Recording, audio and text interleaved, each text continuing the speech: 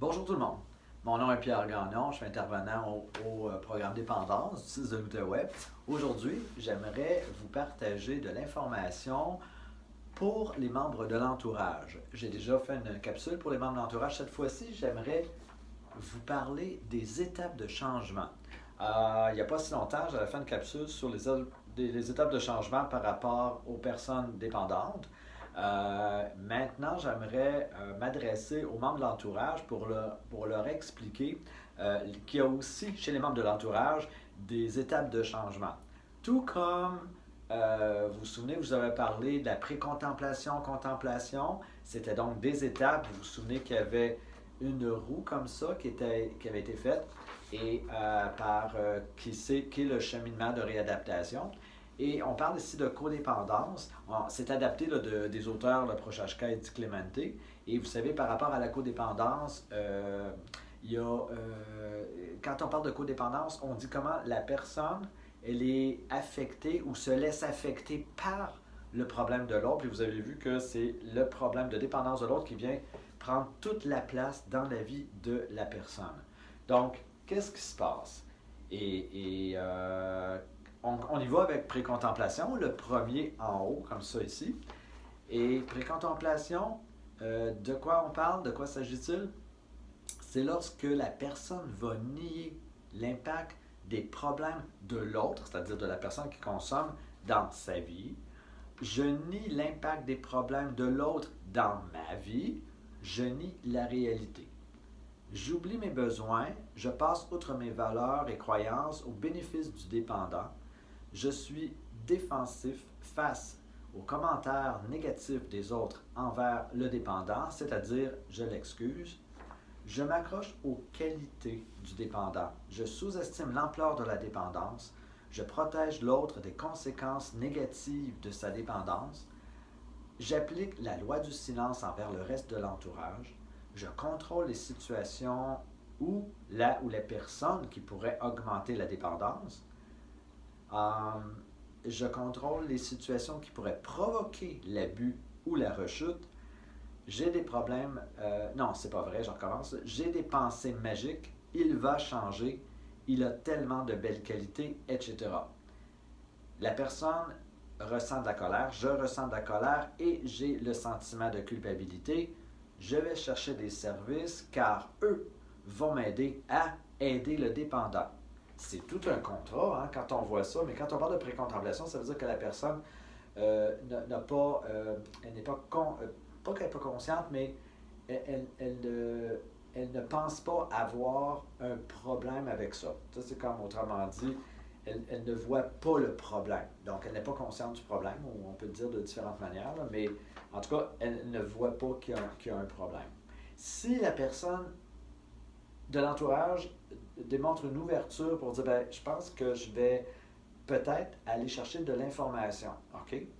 Là, on va dire qu'elle est en contemplation parce qu'elle voit, elle est consciente du problème. Je vis un choc envers la vraie réalité. Je sors du déni envers le problème, mais je garde de l'espoir en la guérison instantanée. Je fais passer des tests aux dépendants. Je suis déstabilisé. J'ai de la colère. Je vis une montagne russe d'émotions. Je suis ouverte à entendre la réalité. J'ai commencé à réaliser l'ampleur du problème et des impacts dans sa vie. Je commence à réaliser l'ampleur du problème et des impacts dans ma vie. Je me laisse encore manipuler, mais je réalise un peu plus après coup.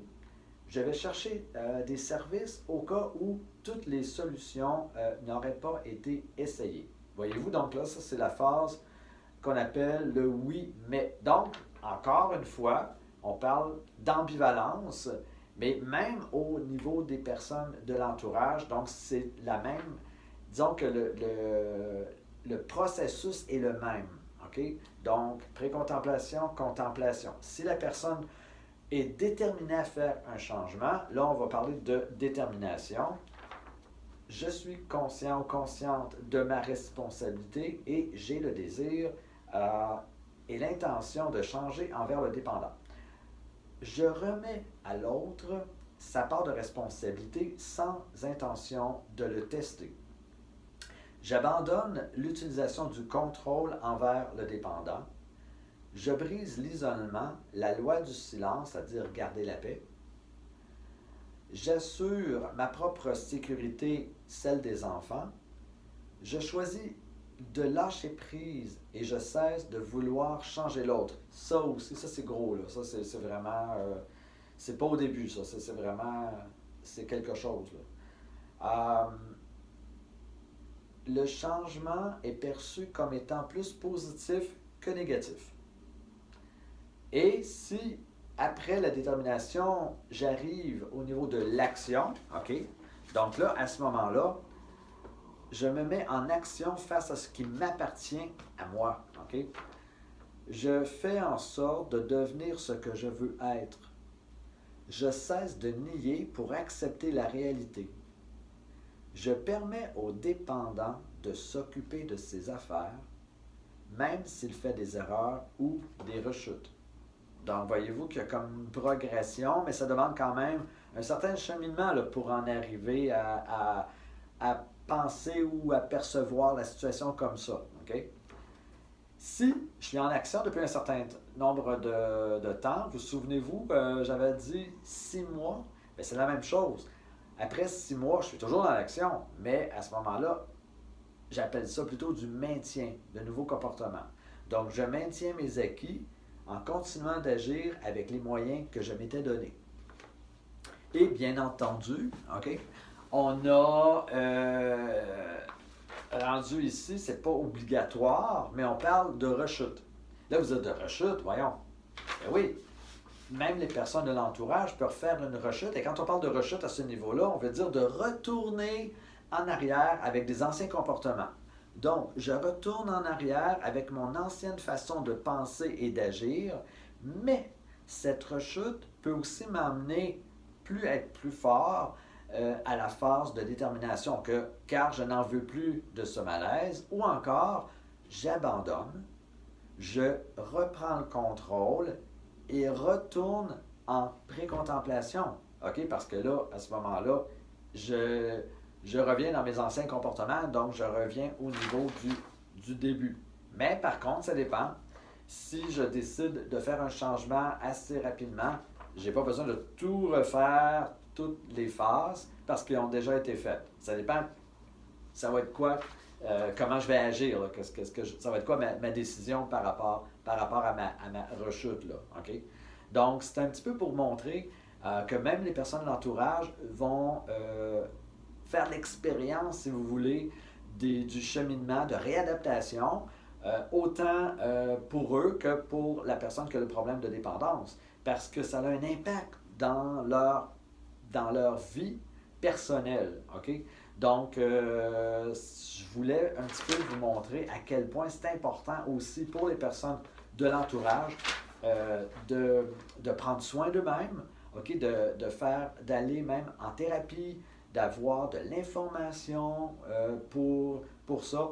Et ça va être bon pour les deux. Ça va être bon pour la personne de l'entourage et ça va être bon aussi pour la personne qui a le problème de dépendance.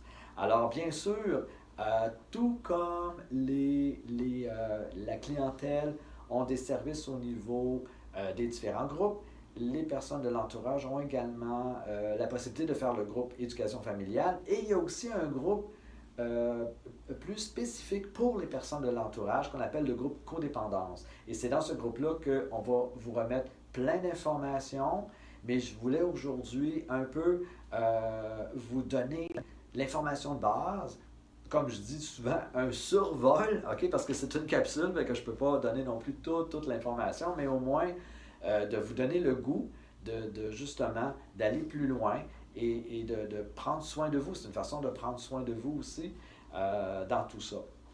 Alors, je m'arrête pour aujourd'hui et je vous souhaite à tous et à toutes une bonne continuité et à bientôt. Au revoir.